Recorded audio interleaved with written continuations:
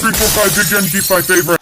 What's up, nerds and nerdettes and wee little nerdlings all? It's your buddy Big John G, the two-gun Pixie presents Legendary Gaming. Welcome all back now. It's been a week, and I think I've made you all hold on long enough. Yes, indeed, my friends. It is time for part 2 of Big John G's Top 10. Top 5 in 2 parts. Games I can't beat. Now, before you go down to the table, don't forget that tomorrow, we are going to be having the drawing. That is at 9 p.m. Eastern Standard Time. We're going to be having the drawing for London by Osprey Games. You want to be a winner? You want to find out how you have a chance to win this game? Why don't you go check out the information and get back to us. Good luck.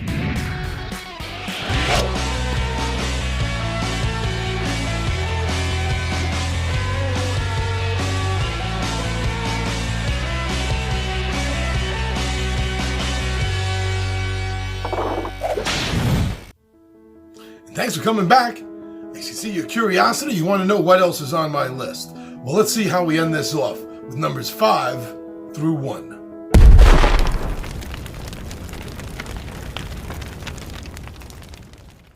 At the number 5th spot is a game that, if you've heard me talk about it before, you may wonder why it's not at a lower, better spot in this list. And that game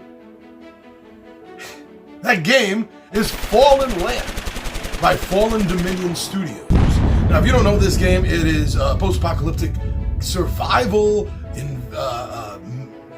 game that adds in adventure and sort of mystery in a sense, you could say. It's a sandbox game, and any of my regular viewers out there know how much I love sandbox games. Yeah, I can play them all day. And it usually takes about all day to play a good one. And that is actually the reason it's number 5 and not at a better spot. The setup time for this game is really long. It's one of the bigger setup times I really have in this whole collection. I love the game so much.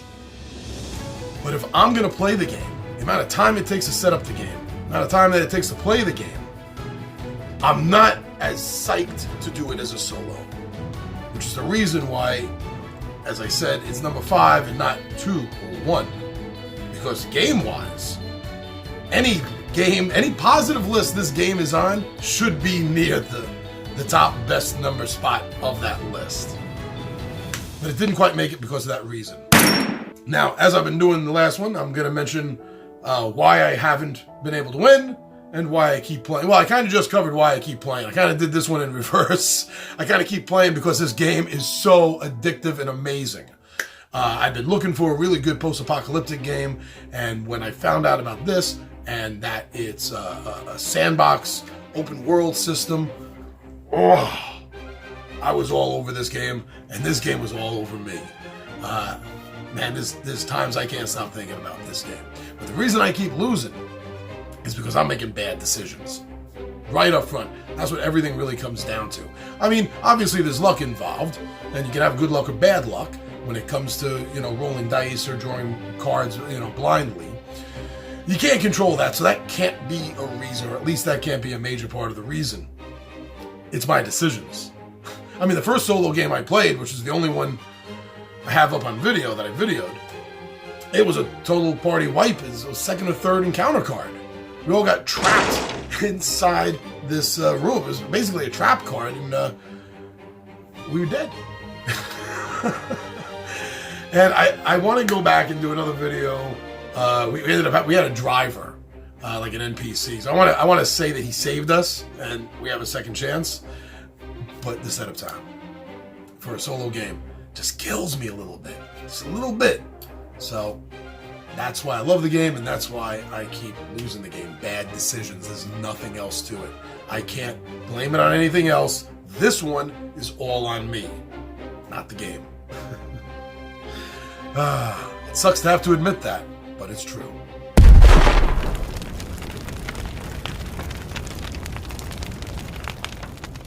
Number four is a game we just recently played part of the series of it, actually, a week ago or 2 weeks ago at this point. I kind of lose track sometimes. And that's a game by Game Right. This is one of the Forbidden series. I have beaten Forbidden Island alone.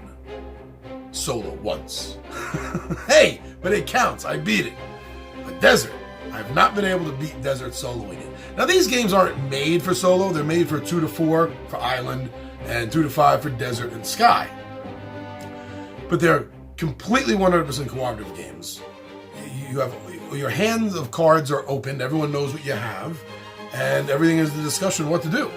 So there's no reason why one person can't solo this game by using multiple characters, which is what I've done in these games, using the full 4 in Island and the full 5 in Desert. I haven't tried soloing Sky yet. I'll be using at least 4, probably 5 for that.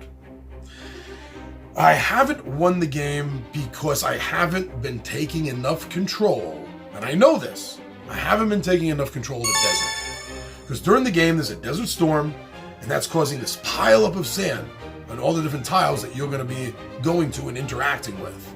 And if there's more than 2, you can't do it. You can't go on that tile. You have to use action turns to get rid of the sand, so there's at least 2 so you can get in there. But you don't want to leave it just 2, because then if everything floods on you, flood, sand, I don't know if that goes together, but you know what I mean. You're going to drown in sand, and I haven't been controlling that. I think I've been managing my items and relics. I think I've been using them wisely, but it's the sand. I keep losing control of the darn sand. And I keep playing this game. You know, the first 2 reasons are quite obvious. 1, I love the game. And 2, I want to beat this thing. And I'm going to do it. I beat the island. I can beat the desert. But I also want to keep playing it. And I look forward to keep playing it because the mechanics of the game are so fun. The entire Forbidden series, the way the rules are written and the way the rules play out are very, very smooth. And it's an enjoyable experience. And that's why I look forward to going back and playing this game that keeps kicking my butt. I know I can do this. I know I can take down Matt Leacock's second Forbidden game. And I hope I do it on camera for you all to see.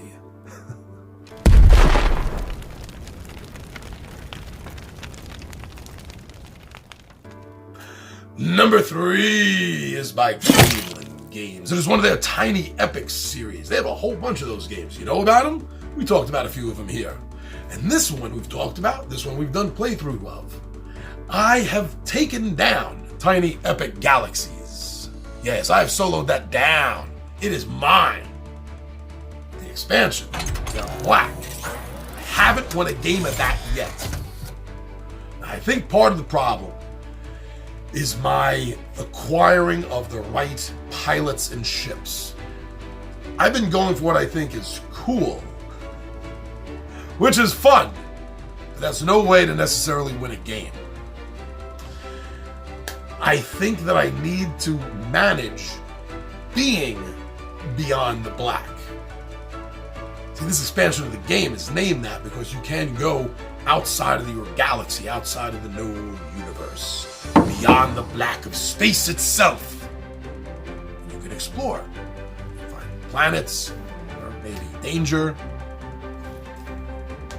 And that has not been my strong point.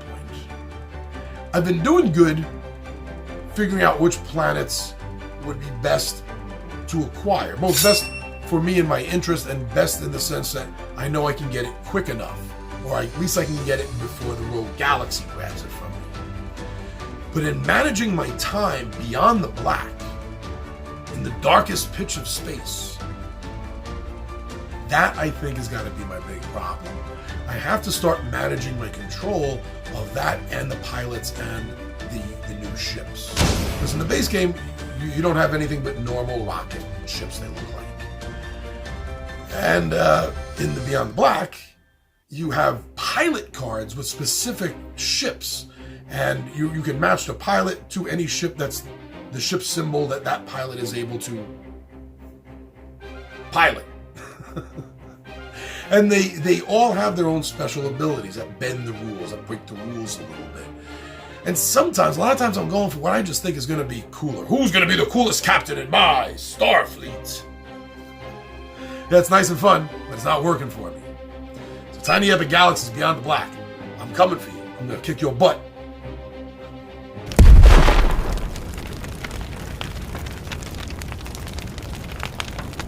All right.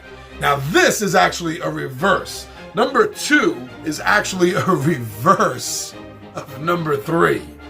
All right. So with this one, I have beaten the expansion,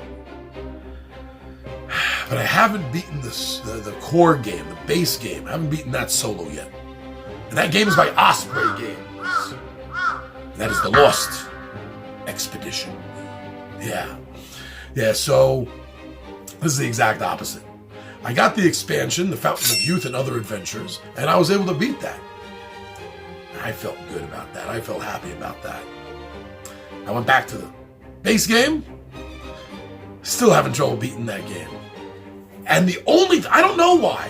I really don't, because I think I'm playing this smart, but I guess I'm not. And it must come down to the fact that each of your explorers has one expertise. And when you use their expertise, you lose a health. They're straining themselves or something. I'm not quite sure how that works thematically, but it works mechanically really fun. And if that person dies, you don't have that skill open. Anyone else can do it, but it's going to cost them 2 health. You have choices. You have choices while you're going through the Amazon. And the choices on the cards dictate what you have to do, what you have to sacrifice, or what you're going to gain. The only thing I can think of is that I haven't been utilizing correctly my choices in this matter. Because after the first explorer dies, you get 3. And after the first explorer dies, it becomes so incredibly tough. Because like I said, now you're spending 2 health. And depending on the level of the game, you only have, 3 or 4 health to begin with anyway. You run out of bullets fast. And it makes sense. 1920s, Amazon. Where the heck are you going to get bullets from? There's no sporting goods store down there. And that makes it even tougher.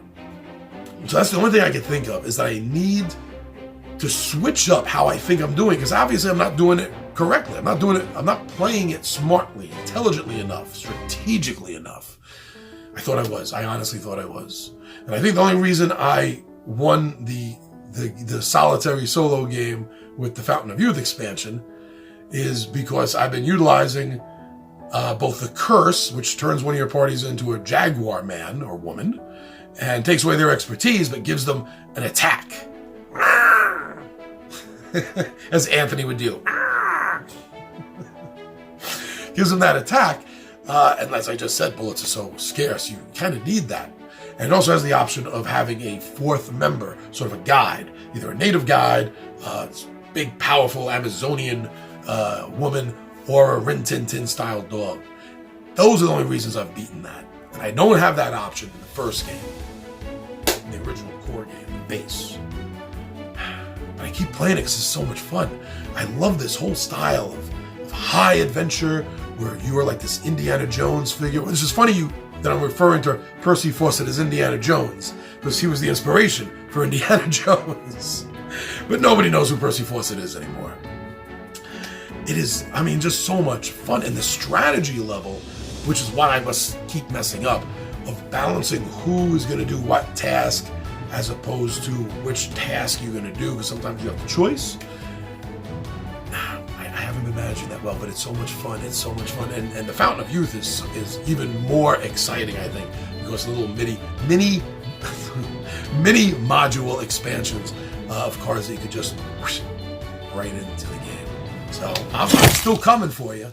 And we got, based on these mechanics, we have the Judge Dredd Cursed Earth that should be here any day now. I'm dying to play that, and I bet I'm going to lose too. That was my number 2. Now,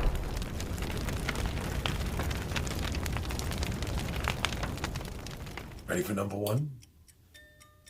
My number 1 game that I solo and I can't win. Greater Than Games' Sentinel of the Multiverse. I know why I keep losing this game. I keep losing this game because I am not I am not playing the right cards. I think I'm playing good cards, but it's never working out the way I want it to, the way I need it to. I'm not sacrificing cards when I can, the best way I can, because some of the villain effects, you're going to lose either cards from your hand or cards that are in play. And a lot of times, it's your choice. And sometimes it's a certain number, so as long as three lasting powers are in effect, that this can take them away. So your players decide, okay, I can take away these two, I can do without them. Maybe one of you girls can take care of the other one, pick something you don't like. So that's a good way to manage it. And I know I have not been doing that well. I have been allowing items to get out of hand, but I think my biggest mistake is there are heroes whose powers are controlling of the villain's deck, and I have not been using those abilities correctly. I have not been taking advantage of them because I think I get this base level of fight or flight when the villains and their minions are attacking me. So I'm always just looking for the best and fastest way to take down a minion here, take down a minion there, shoot a blast off at the villain before the villain's turn goes and we all start taking massive damage. And I'm having a hard time getting over that. I'm having a hard, and this shouldn't be the case for me. I have a very clear understanding of how combat works and how sometimes you got to go for the hard strike. Sometimes you have to pull back and, do something a little trickier. But in this game, I'm having a lot of trouble getting through into that thought process, and I'm just going in for the attack. And in the long run, that's hurting me. But oddly enough, when I play the app of the game, I win more than I lose.